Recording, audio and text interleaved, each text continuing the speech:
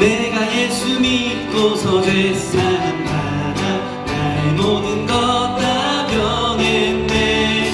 지금 내가 가는 길 천국길이요 그의 피로 내 죄가 씻겼네. 나의 모든 것 변하고 그 피로 구속받았네.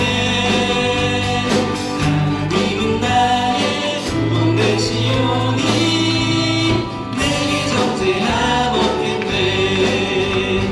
주님 밝은 빛에서 어둠에 치니 나의 모든 것 다 변했네. 지금 내가 주 앞에 온전케 되면 주의 공로를 의지하리세. 나의 모든 것 변하고 그 피로 구속받았네. 하나님은 나의 구원 되시오니 내게 정죄함 없겠네. 내게 성령 임하고 그 크신 사랑 나의 맘에 가득 채우며 모든 공포 내게서 물리치시니 내 맘 항상 주 안에 있겠네. 나의 모든 것 변하고 그 피로 구속받았네. 하나님은 나의 구원 되시오니 내 1절만 다시 한번 고백하시겠습니다. 내가 예수 믿고서 죄사함 받아 나의 모든 것 다 변했네. 지금 내가 가는 길 천국길이요 주의 피로 내 죄가 씻겼네. 나의 모든 것 변하고 그 피로 구속받았네.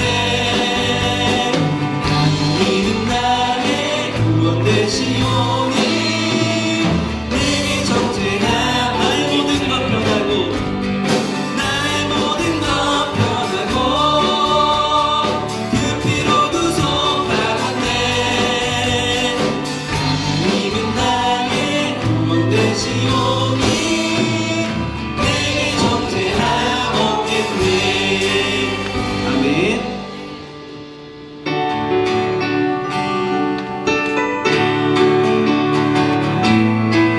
구원으로 인도하는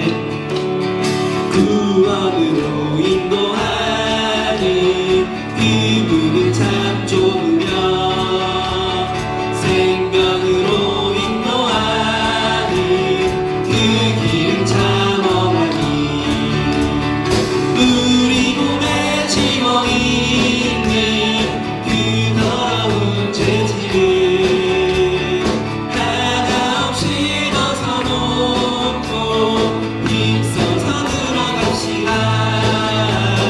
구원으로 인도하는 그 좁은 문 들어가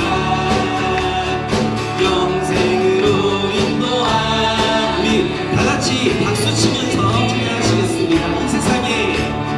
이 세상에 많은 사람 큰 문으로 들어가 넓은 길로 갈지라도 멸망으로 끝나니 세상 어떤 무기여와 모두 내어버리고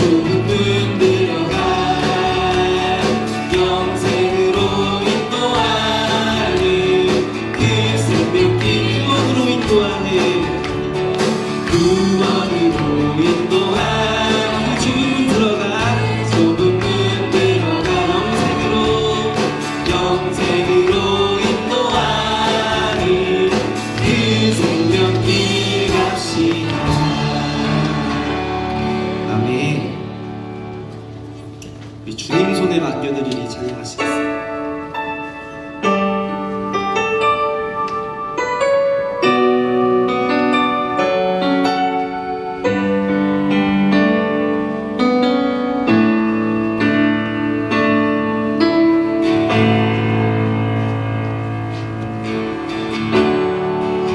주님 손에 맡겨드리리 나의 삶 주님께. 주님 손이 나의 삶 곁에 나 주의 것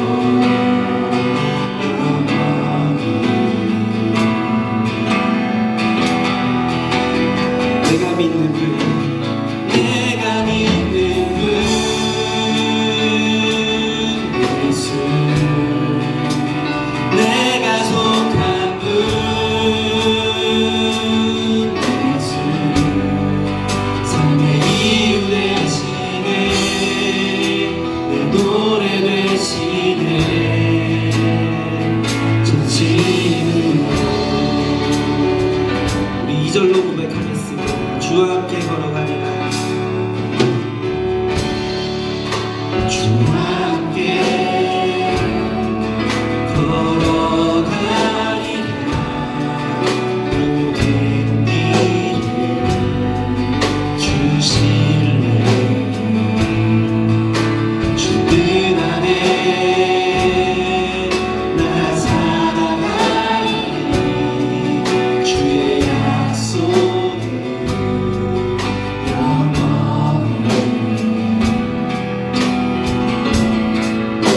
내가 믿는 분, 내가 믿는 분 예수, 내가 속한 분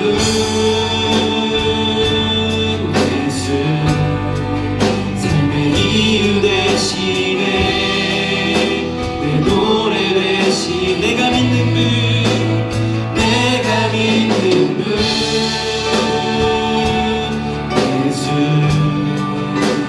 내가 속한 분 예수, 삶의 이유 되시네,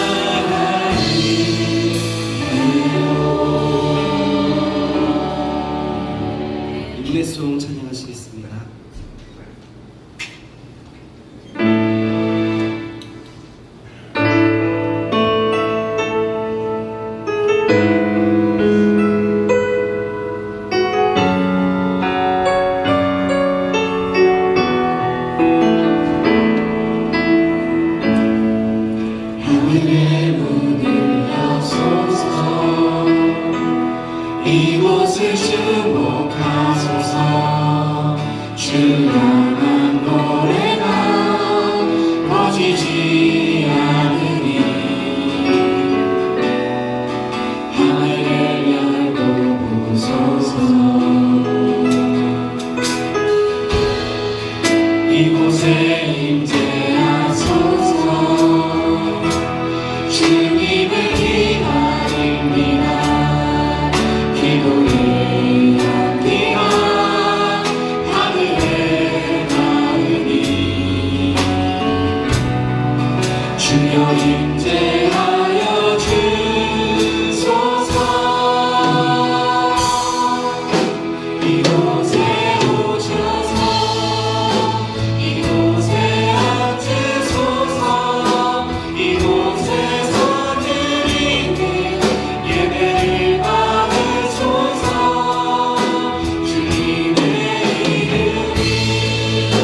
주님의 이름만이 오직 주의 이름만 이곳에 있으니 이곳에 오셔서 이곳에 오셔서 이곳에 앉으소서. 이곳에서 드리는 예배를 받으소서.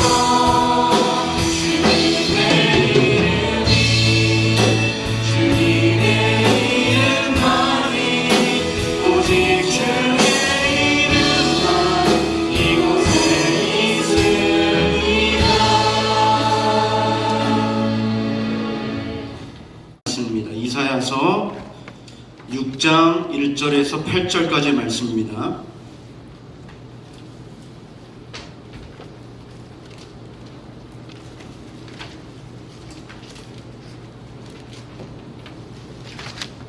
이사야 6장 1절에서 8절까지의 말씀, 저는 교독을 하시고 8절은 같이 읽도록 하겠습니다. 우시야 왕이 죽던 해에 내가 본즉 주께서 높이 들린 보좌에 앉으셨는데 그의 옷자락은 성전에 가득하였고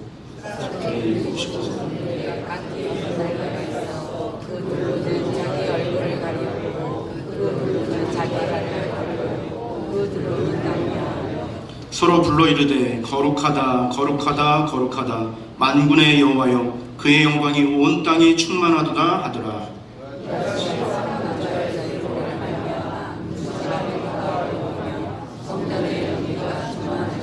그때 내가 말하되 화로다 나여 망하게 되었도다. 나는 입술이 부정한 사람이요 나는 입술이 부정한 백성 중에 거주하면서 만군의 여호와이신 왕을 배웠음이로다 하였더라.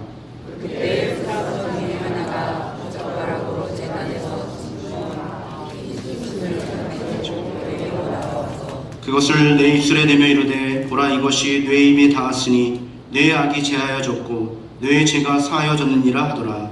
내가 또 주의 목소리를 들으니 주께서 이르시되 내가 누구를 보내며 누가 우리를 위하여 갈고 하시니 그때 내가 이르되 내가 여기 있나이다 나를 보내소서 하였더니. 아멘.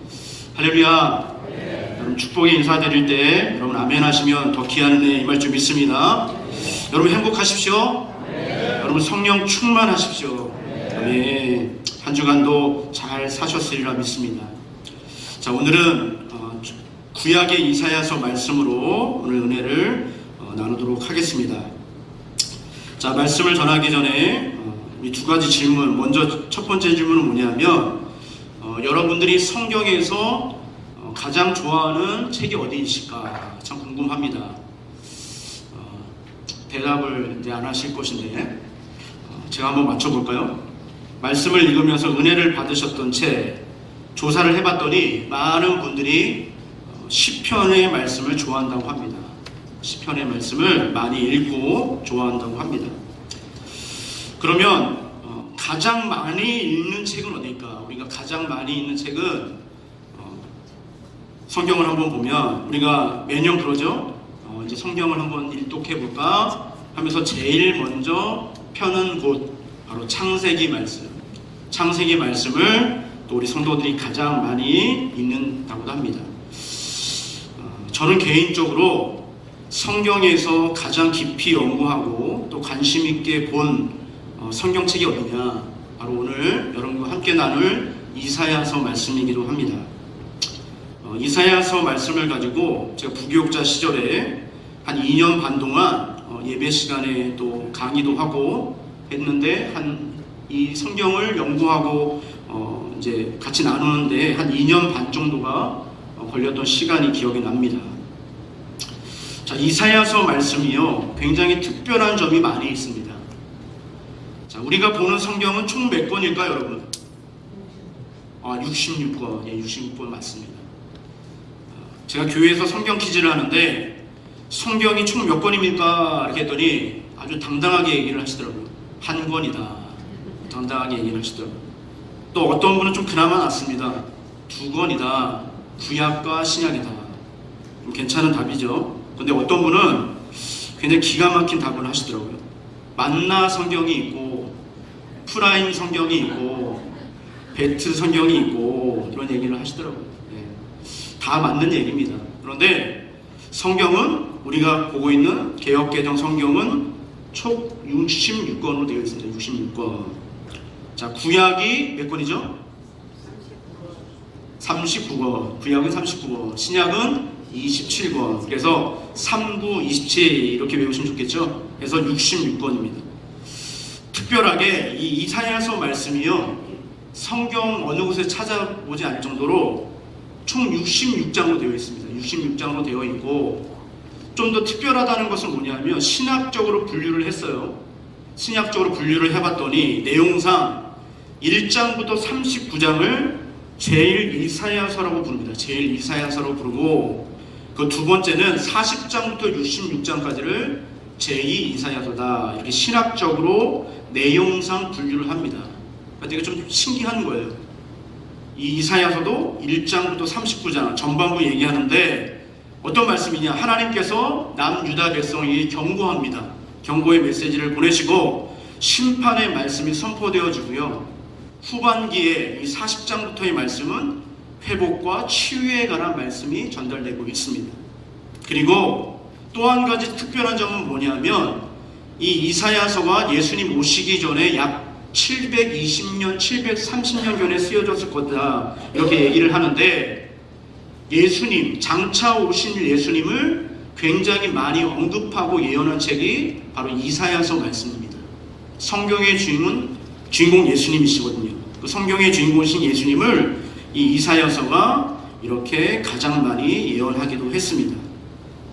앞으로 이 이사야서 말씀을 언제가 될지 모르겠지만 후에 더 자세히 이제 세세하게 더 말씀을 나눴으면 좋겠고요.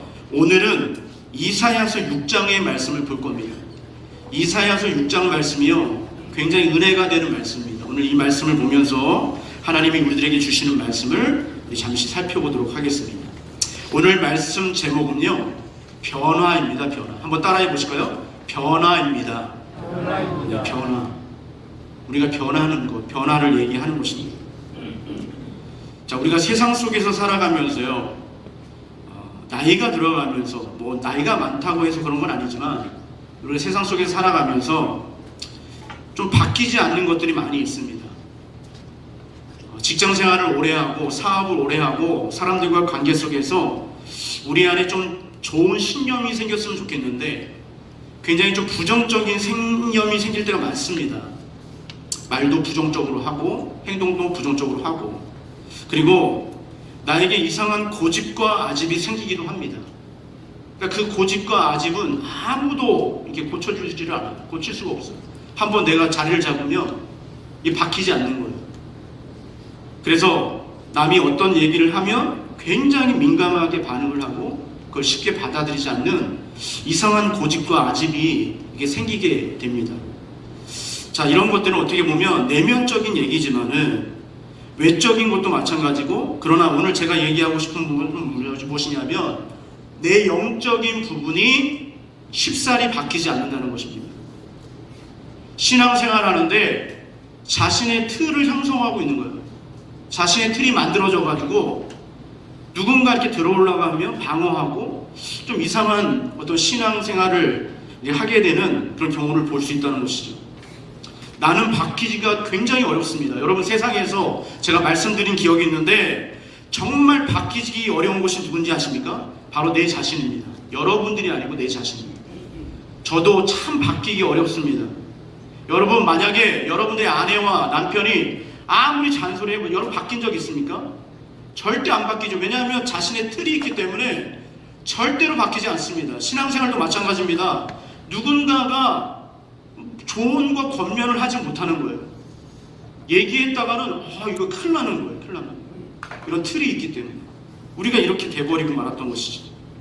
정말 바뀌기 어려운 것이 내 자신입니다. 자, 그런데 또 한 가지 질문을 한번 드려볼게요. 그러면 우리가 신앙생활을 하는데 여러분들이 하나님을 위해서 할 수 있는 최고의 것이 무엇입니까? 저와 여러분들이 하나님을 위해서 할 수 있는 최고의 것이 여러분 무엇이라고 생각하십니까? 기도가 있을 것이고 찬송 부르는 것이 있을 것이고 그럴 겁니다. 근데 어떤 분은 선교하는 일, 저 먼 곳에 나가서 복음을 전하는 일을 최고의 가치 있는 일이다, 하나님께 드릴 수 있는 최고의 것이다, 이렇게 얘기하는 분도 있습니다. 그리고 어떤 이는 불쌍한 이웃들에게, 소외당한 사람들에게 약자를 돕고 돕는 구제사역이 정말 하나님을 기쁘시게 하는 일이다. 맞습니다. 그리고 어떤 이는 우리의 가정, 직장, 학교에 가서 빛과 소금의 역할을 감당하는 것이다. 여러분, 다 가치 있는 일입니다. 너무나 소중한 일입니다. 자, 앞서 두 가지 질문에 대해서 아주 정확하게 합당하게 대답할 수 있는 진리가 여기에 있습니다. 진리의 정답이 있습니다. 나를 바꾸고 하나님께 최고의 것을 드리면서 자연스럽게 내가 바뀌는 겁니다. 내가 변화할 수 있는 것이 있습니다. 그것은 뭐냐면요, 여러분들이 너무나 잘 알고 있는 것입니다. 바로 예배입니다. 예배. 여러분들이 지금 뭐 하러 오셨죠? 예배 드리러 오셨습니다. 예배하러 오셨습니다. 워십 서비스. 여러분들이 하나님께 올려드릴 수 있는 최고의 일은 무엇이냐? 바로 이 예배의 자리인 줄 믿습니다. 여러분, 누구에게 지금 하시는 서비스입니까? 워십 서비스라고 했는데 여러분들은 지금 누구에게 서비스를 하고 계십니까? 제가 축복하기를 이 예배하러 오신 여러분들은요, 정말 VIP예요. 정말 VIP들이십니다. 제가 여러분들 진짜 한 분 한 분은 정말 소중한 분들이신 줄 믿습니다. 정말 귀한 분들이에요. 자, 그런데 많은 분들이 예배에 대한 원리를, 예배의 원칙을, 예배의 진리를 착각하는 분들이 많아요. 의외로 많더라고요. 어떤 것이냐면요, 이런 거예요. 내가 중심이 되는 거예요. 이해가 되십니까? 예배가 내가 중심이 돼버리는 거예요. 어떤 부분을 말씀드리고 싶냐면, 한 주간 여러분들이 열심히 일했어요. 직장 생활도 하고 사업도 해서 일하시고 공부도 열심히 하셨어요. 몸이 지쳐 있어요. 지친 내 마음을 달래보자 하면서 예배로 나오시는 분들이 있어요. 있습니다. 그리고 내가 힘들었어요. 이번 주간에 너무 힘들었던 거예요. 사람 때문에 힘들고 여러 가지 힘든 마음들이 있었어요. 그 마음을 돌보는 시간으로 이 예배에 오는 분들이 있습니다. 있습니다. 그런데 저는 오늘 아주 중요한 얘기는 뭐냐면요, 예배의 중심은 내가 아니라는 거예요. 물론 여러분들이 아침에 일어나서 씻고 옷 입고 교회 오셨어요. 그런데 우리가 너무 착각하고 있는 것 중에 하나가 뭐냐면요, 예배의 중심이 내가 돼버리고 말았어요. 예배의 원이 뭔지 아십니까? 예배의 원은요, 엎드리다 경배하다라는 뜻이 있습니다. 엎드리다 경배하다라는 뜻이 있어요. 이 뜻을 잘 보실 필요가 있습니다. 자, 경배하다는 것은 뭐냐면요, 내가 내 몸에서 가장 낮은 자세를 취하는 것을 경배라고 얘기를 해요. 그 자세를 한번 사진을 보세요. 그 사진을 보시면 아시겠지만 오른쪽에 저 사진처럼 어떤 남자가 배를 지금 땅에 대려고 하고 있잖아요. 저 자세가 바로 예배의 참 뜻이에요. 참 뜻이에요. 여러분, 원래 우리는 저렇게 예배를 해야 됩니다. 가장 낮은 자세, 우리가 인간이 가장 낮게 취할 수 있는 자세는 저 자세밖에 없거든요. 내 배가 땅에 닿을 정도로 가장 낮은 자세로 하나님 앞에 경배하고 찬양하고 기도하는 거, 여러분, 예배의 참 뜻이 바로 저겁니다. 저런 자세로 하나님 앞에 서비스를 올려드리는, 내가 VIP가 아니에요. 여러분의 마음 달래기 위해서 이 시간에 오신 게 아니에요. 물론 여러분들이 컬컬한 마음, 답답한 심령들 이 시간에 치유받았으면 좋겠습니다. 치유받기를 소원합니다. 그런데 먼저는 하나님께 내가 가장 낮은 자세, 여러분들이 어떤 자세로 예배에 나와야 되는지 아십니까? 가장 겸손한 자세로 이 시간에 나와야 된다는 것이죠. 오늘날은 어떻게 경배합니까? 왼쪽의 사진처럼 손을 높이 들고 이렇게 하나님 앞에 경배를 하는 것이죠. 저 모습이 바로 예배의 참뜻입니다. 예수님도 마찬가지입니다. 예수님께서도 가장 낮고 낮은 모습으로 이 땅에 오셨습니다. 여러분, 우리는 예배 시간에 나올 때요, 이렇게 낮은 겸손한 모습으로 하나님이 내게 오시기를 원하고 우리는 하나님께 영광 돌리고, 그리고 내가 하나님과 친해지고 친밀해지는 것, 그리고 여러분 혹시 예배 시간에 정말 기쁜 마음으로, 행복한 마음으로 여러분 교회로 달려 나오셨습니까? 네. 아멘. 할렐루야. 여러분 정말로 그런 마음으로 살아계신 하나님을 만나기 위해서 오는 것, 그것이 예배입니다. 예배입니다.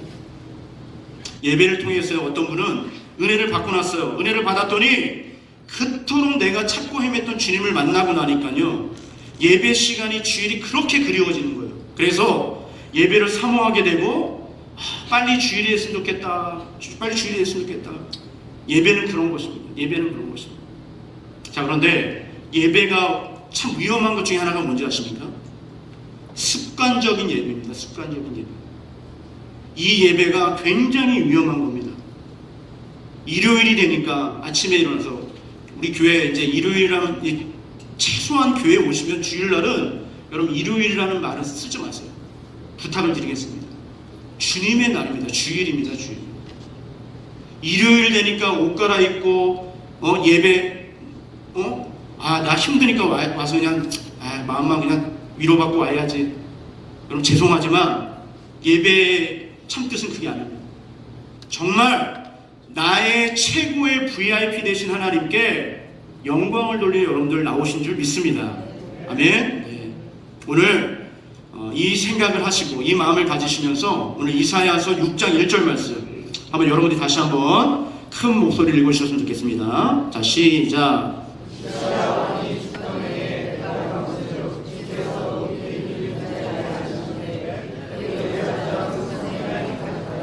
아멘.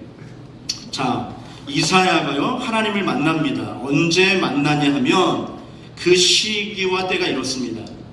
자, 지도를 보시면 마치 우리 한반도처럼 북이스라엘과 남유다로 나뉘었던 분열왕국 시대 때가 배경이 됩니다. 그러니까 파란색은 북이스라엘이었고 저 노란색은 바로 남유다. 지금 이사야서의 배경은 바로 이 남유다 백성들의 이야기를 하고 있는 것이거든요. 그런데 이 남유다 백성들이 그 땅에서 자리 잡고 살아갈 때에 우시야 왕이라는 왕이 있었어요. 여러분 들어보셨죠? 우시야 왕이 있었어요. 이 우시야 왕이 남유다의 10번째 왕이었습니다. 그런데 나라를 잘 다스렸어요. 하나님을 의지하고 다 다스렸습니다. 그런데 그가 이 유다를 잘 이끌어 갔는데 그만 죽고 맙니다. 그만 죽고 말아요. 이때 이 우시야 왕이 죽을 때 바로 이 이사야가 하나님을 만납니다. 하나님을 만납니다. 기적적으로 하나님을 만나는데 이유가 있어요. 이사야는요 당시 최고 권력이었던 우시야 왕의 친척으로 알려져 있습니다. 친척이었어요. 또 친척이었다고 하면 여러분들이 저한테 그런 질문을 할 거예요. 뭐 어떤 친척이냐, 뭐 매촌 관계나, 여러분 그런 거 궁금해하지 마시고요.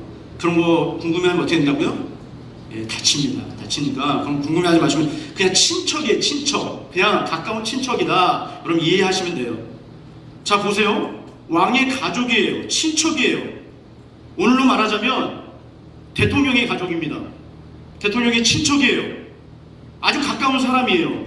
그럼 어떨까요? 내 마음이 어떨까요? 제 생각에는 모르긴 몰라도 그 대통령을 많이 의지할 것 같습니다. 내 가족이니까, 내 친척이니까. 여러분 우리나라가 지금도 씻을 수 없는 큰 아픔이 있잖아요. 대통령의 눈을 흐리게 해가지고 그 주변에 있는 사람들이 이 나라를 너무나 혼란스럽게 만들었잖아요.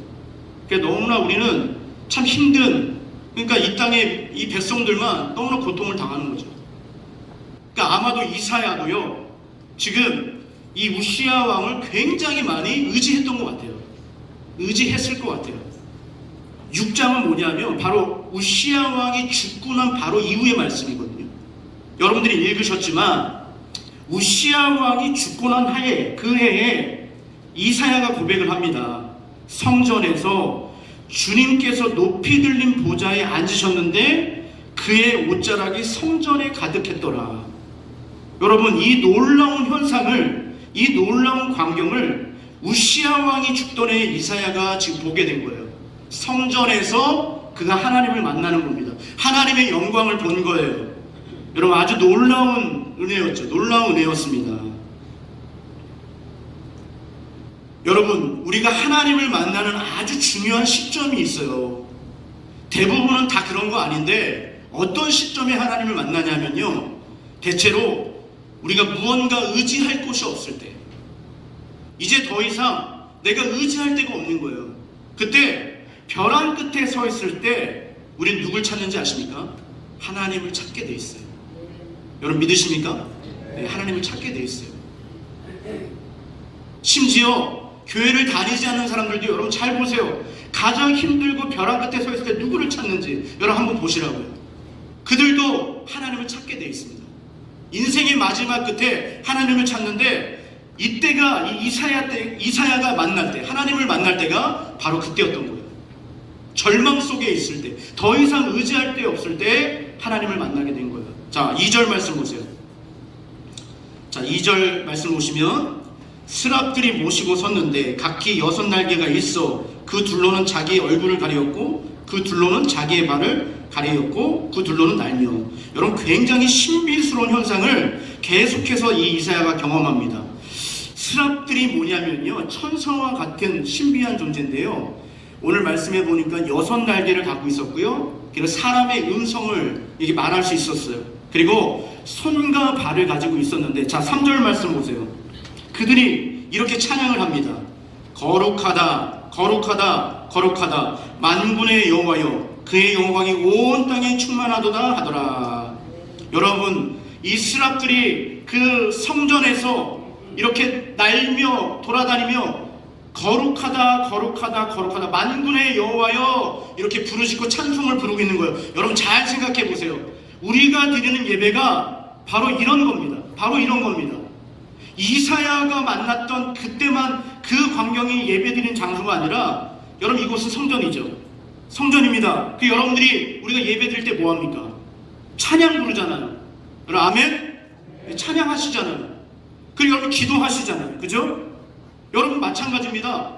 이사야만 무슨 환상을 봐가지고 눈으로 봐가지고 지금 뭐 영광을 누리는 게 아니라, 지금 21세기 이때도 우리도 하나님 주시는 이 영광을 우리도 볼 수 있는 거예요. 어디서 볼 수 있다고요? 여러분, 우리가 드리는 예배 속에서 이 영광을 볼 수 있으리라 믿습니다. 할렐루야. 놀라운 겁니다. 놀라운 거예요. 그리고 성전에 마치 영화의 한 장면처럼 스모그가 이렇게 가득 이 안개가 가려지는 거예요. 이 영광스러운 것을 지금 이사야가 만나는 거예요. 이때 하나님을 만나는 거예요. 어느 때? 하나님께 진정한 예배 자리에 이사야가 있을 때에 하나님을 만나게 되는 거예요. 사랑하는 여러분, 예배가 이래서 중요한 거예요. 제가 앞서 얘기했지만 습관적인 예배가 왜 무섭냐 하면, 습관적인 예배는요 집중을 잘 못해요. 지금 계속 저는 예배 캠페인을 하고 있는데요, 예배 시간에 여러분 핸드폰 손에서 떼십시오. 주머니에 넣든지 하십시오. 핸드폰 손에 들고 있지 마세요. 벌써 손에 들고 있으면 유혹이 되겠죠. 일부 예배 때도 제가 말씀드렸지만 예배는요 이런 거예요. 예배는 이런 영광스러운 자리예요. 천사들이 나타나고 우리 하나님께서 보좌에 앉으셔서 우리를 바라보고 있는 예배인데 우리는 스마트폰을 들고 있는 거예요. 극장에 가서도 여러분 어떻게 하십니까? 자막을 하나 놓치지 않으려고 초집중을 하고 보잖아요. 근데 예배 시간은 졸아요. 왜냐하면 제가 말씀드릴게요, 집중하지 못해서 그래요. 습관적인 예배를 하니까 그러는 거예요. 예배 시간에 왜 자리를 뜹니까? 여러분 절대로 있어서는 안 되는 얘기예요. 여러분 이런 영광을 우리는 예수님 태어나기 전에 700년경에 있었던 이때만 나타났다고 여러분 생각하시면 안 돼요. 여러분 절대로 이런 생각을 가지고 성경을 읽으시면 안 됩니다. 왜냐하면 우리도 이사야와 같은 똑같은 사람이에요. 이사야가 뭐 대단한 사람이 아니었다고요. 말씀드렸잖아요. 왕을 의지했던 그런 사람이었다고요. 우리랑 똑같은 사람이었다고요. 그런데 그가 의지할 곳 없을 때, 정말 간절한 마음을 가졌을 때에 하나님이 찾아오신 거죠. 여러분 정말 예배를, 이 시간 여러분 예배를 오실 때 간절한 마음으로 이 시간에 예배에 오셨습니까? 정말 기대하는 마음으로 이 시간에 예배 시간에 오셨습니까?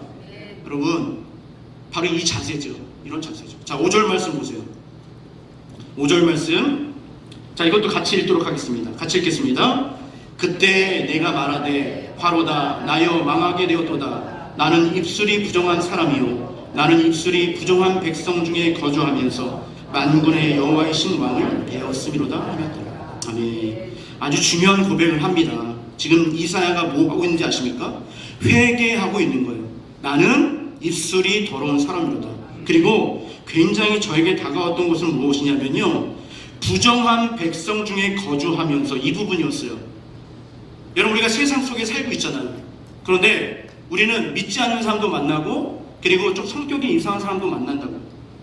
부정한 백성들 속에서 우리가 살고 있는 거예요. 그러면서 우리도 똑같이 부정한 말을 하고 부정한 행동을 하는 것이죠. 이 이사가 이 죄를 회개하고 있는 거예요. 여러분 얼마나 아름다운 회개입니까? 우리는 요즘 신앙생활하는 모든 신앙인들이요, 자꾸만 고상하게 이성적으로 예수를 믿으려는 그런 성향들이 많아졌다라고 많은 목사님들이 고백하고 있어요. 그러면서 많은 목사님들이 고백하는 것 중에 하나가 뭐냐면요, 믿음의 야성이 떨어졌다라고 얘기해요. 이게 뭐냐면요, 예전에 우리 기도원 가면 뭐 앉고 설 자리가 없고 바글바글 했잖아요. 지금 기도원 문 닫는 곳이 수십 개입니다. 개척교회 이제 안 됩니다. 너무 안타깝죠. 예전에 개척교회 하면 그래서 사람들이 와서 같이 예배하고 도와주고 했는데, 이제는 정말 이 부정한 백성들이 너무 많은 거예요. 여러분 이사야서 말씀이 나와 상관없는 말씀이라고 절대로 그런 생각을 가지시면 안 돼요. 제가 이사야서 말씀을 굉장히 많이 집중적으로 연구하고 했다잖아요. 제가 그런 말씀을 드린 이유가 있어요. 어쩌면 이 세상을 그렇게 똑같이 얘기하신지 몰라요. 너무 놀랍습니다. 여러분 앞으로 이사야서를 읽어보세요. 1장부터 세세히 1절부터 읽어보시면요, 여러분 아마 깜짝 놀라시는 분이 계실 거예요. 지금의 이 세상을 아주 고스란히, 아주 과감없이 얘기하는 게 이사야서 말씀이거든요. 그런데 보세요. 이사야는 하나님의 말씀을 받아서 대언하는 거잖아요. 대언하는 거잖아요. 이사야가 선지자가 될 준비를 지금 제대로 하고 있는 거예요. 보십시오. 회개하고 예배자가 되는 거예요. 제대로 지금 선지자로서 준비되고 있는 거예요. 사랑하는 여러분, 예배가 바로 이것입니다. 예배가 바로 이런 거예요. 내가 중심이 되는 건 예배가 아니에요. 그건 넋두리고 한풀이고 그냥 소원풀이고 그 정도밖에 안 되는 거예요. 예배 왜 지각하면 안 됩니까? 왜 예배 핸드폰 보면 안 됩니까? 예배 자유롭게 드려야 되는 거 아닙니까? 예배 시간에 또 뭐 왔다 갔다 할 수 있는 거 아닙니까? 할 수 있죠. 그런데 뭐가 문제느냐? 그러면 예배가 승리할 수 없어요. 예배가 승리할 수 없어요. 절대로 승리할 수 없어요. 제가 단호하게 말씀드릴게요. 절대로 예배 될 수 없어요. 여러분 예수님께서 요한복음 4장 말씀에 말씀하셨어요. 너희는 신령과 진정으로 예배하라라고 그랬어요. 예배하라고. 예배를 보라고 말씀하지 않으셨어요. 내가 어떻게 하는지 봐라, 너네 예배하는 거 봐라, 그러지 않으셨어요. 예배는 보는 거 아니에요. 예배는 여러분 바라보는 거 아니에요. 저 보려고 오신 거 아니에요. 옆에 계신 분들 보러 온 거 아니에요. 예배는 하나님의 영광을 보기 위해서, 그리고 하나님께 영광 돌리고 내 죄를 씻기 위해서 오신 예배라는 사실을 여러분 반드시 기억하시기를 주님의 이름으로 축복합니다.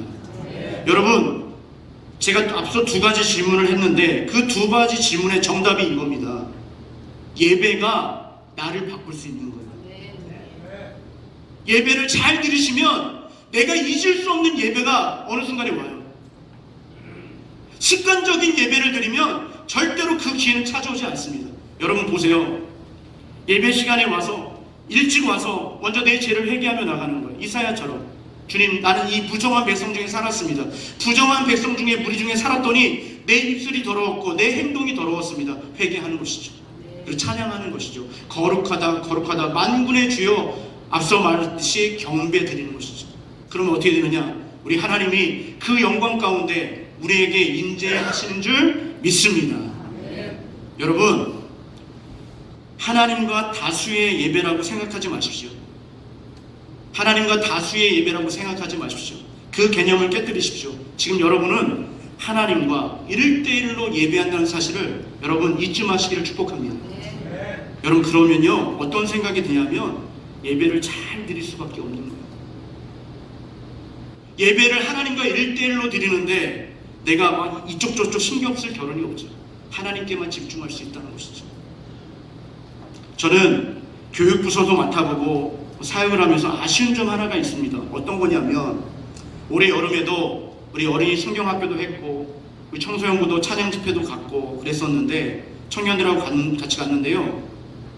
은혜를 많이 받았다고 했습니다. 은혜를 많이 받았다고 합니다. 그런데 막상 뚜껑을 열어보면 2박 3일, 작심삼일이라고 2박 3일만 지나면 똑같은 거예요. 부정한 백성 중에 같이 살다 보니까 그 은혜는 잃어버리고 말과 행동이 예전과 똑같은 거예요. 저는 그게 너무 아쉬운 거예요. 너무 안타깝고요. 특별히 우리 학생들 학교에 가면요 우리 친구들 뭐 요즘 막 욕을 입에 달고 산다는 거 하잖아요. 너무 안타깝습니다. 최소한 우리 믿는 아이들만이라도 수련회 가서 은혜 받으면 내 언어와 내 행동이 바뀌어야 되는데 똑같이 그 똑같은 무리 속에 함께해서 욕하고 여러분 너무 안타까운 것이죠. 은혜 받았다고 하는 것이 거짓으로 들통나는 것이라고 저는 생각합니다. 여러분, 예배는요 여러분들이 정말 집중하고 최선을 다해 예배를 한번 드리면요 여러분이 정말로 이사야가 경험했던 그 경험을요 지금 이 시대에도 저는 충분히 경험하고 그 환상을 보고 그 음성을 들을 줄 믿습니다. 우리 계속해서 5절에서 7절 말씀을 보면 이 스랍들이 제단에 있는 숯을 가져다가 이 이사야의 입술에 갖다 댑니다. 그러면 입술에서 어떤 소리가 나올까요?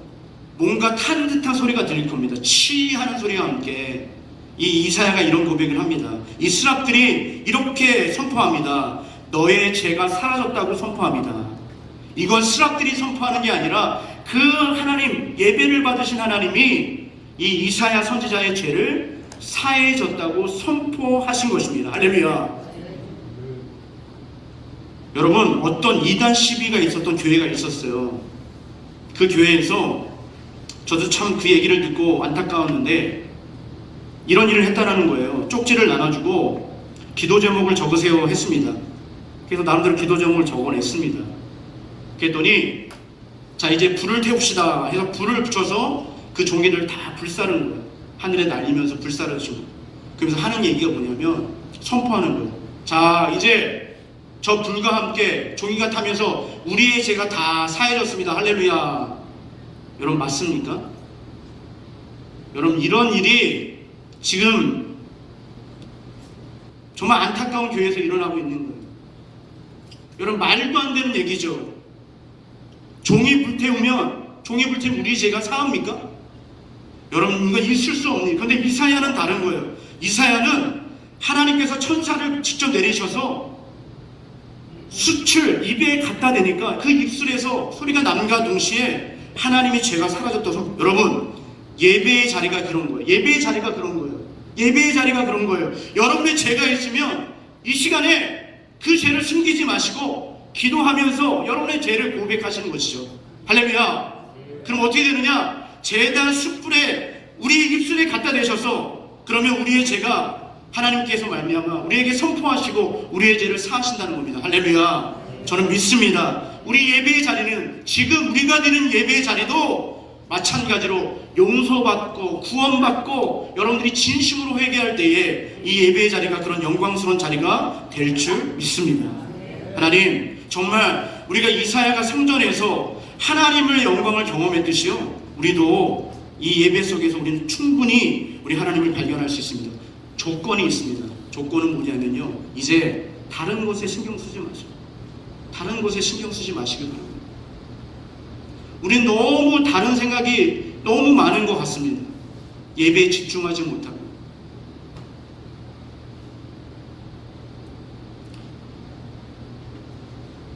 내가 지금 어떻게 예배를 드리고 있나 한번 자신을 한 번씩 잘 돌아볼 필요가 있다고 믿습니다. 우리의 예배를요 잘 점검하고 어떻게 예배할지를 다시 깨닫는 시간이 되시기를 주님의 이름으로 축복합니다.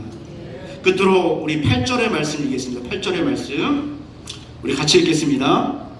내가 또 주의 목소리를 들으니 주께서 이르시되 내가 누구를 보내며 누가 우리를 위하여 갈고 하시니 그때 내가 이르되 내가 여기 있나이다 나를 보내소서 하였더니. 아멘. 이사야 선지자가요 이제 준비가 된 거예요. 회개하고 하나님께 예배드리면서 영광을 보고 이제 하나님 앞에 이렇게 말씀합니다. 그 자가 왕만을 위지했던 그 연약한 자가 이렇게 얘기합니다. 내가 누구를 보내며 누가 우리를 위하여 갈고 하시니 그때에 내가 이르되 주님 내가 여기 있으니 나를 보내소서. 이렇게 예배 드리고 나니까 자신의 말과 행동이 변화되는 역사를 경험합니다.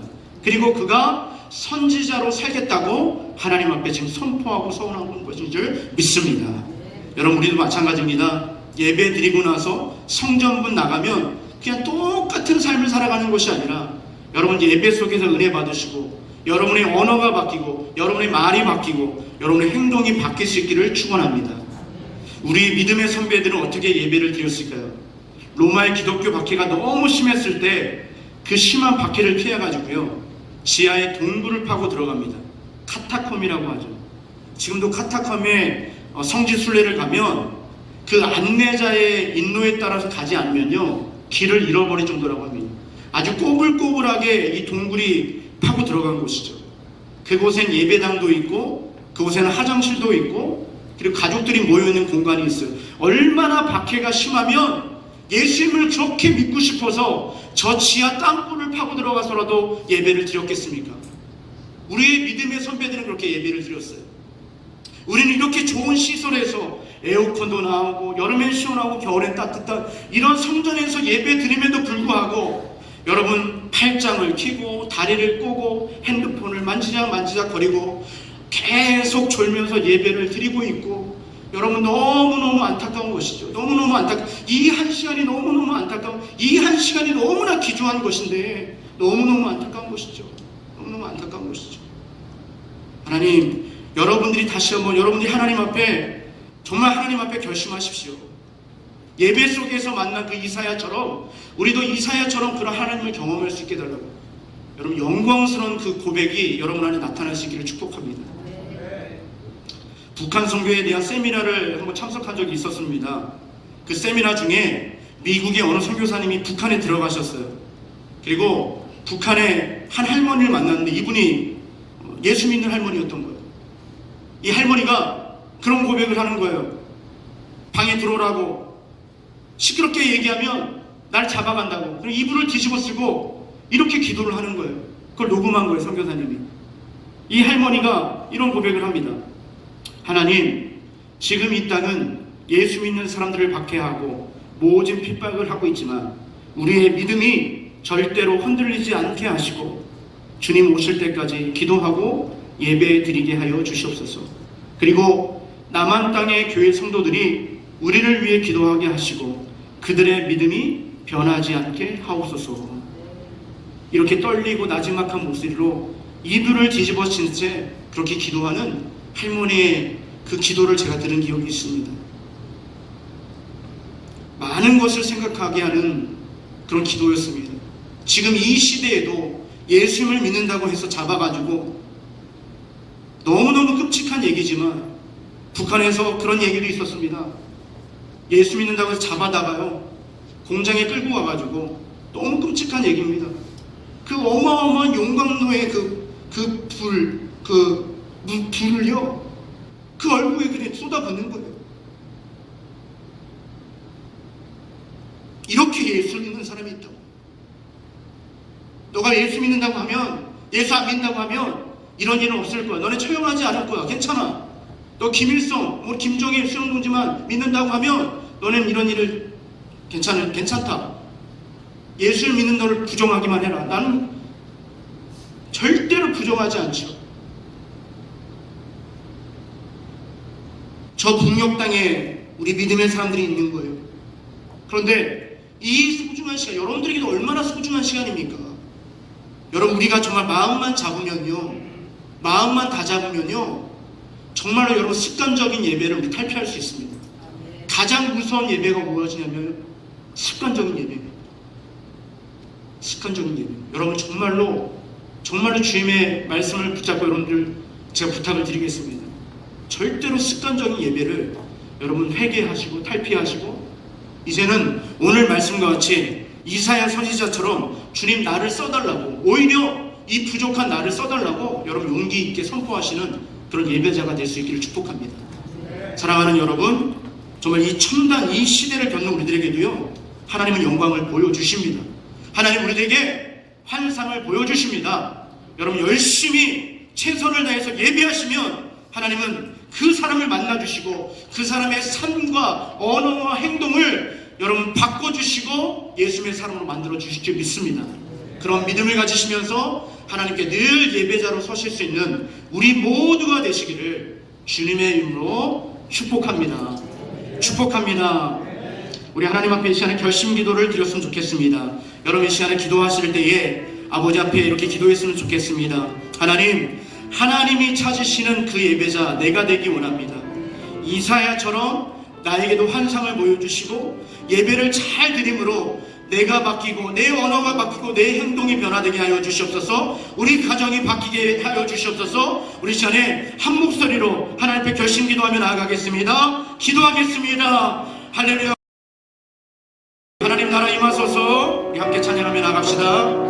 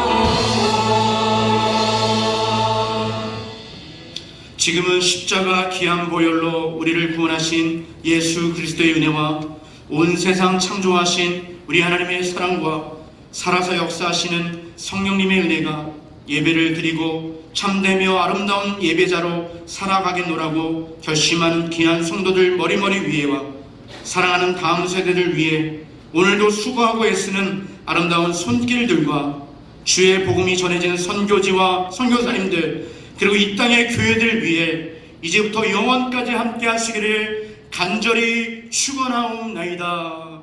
아멘.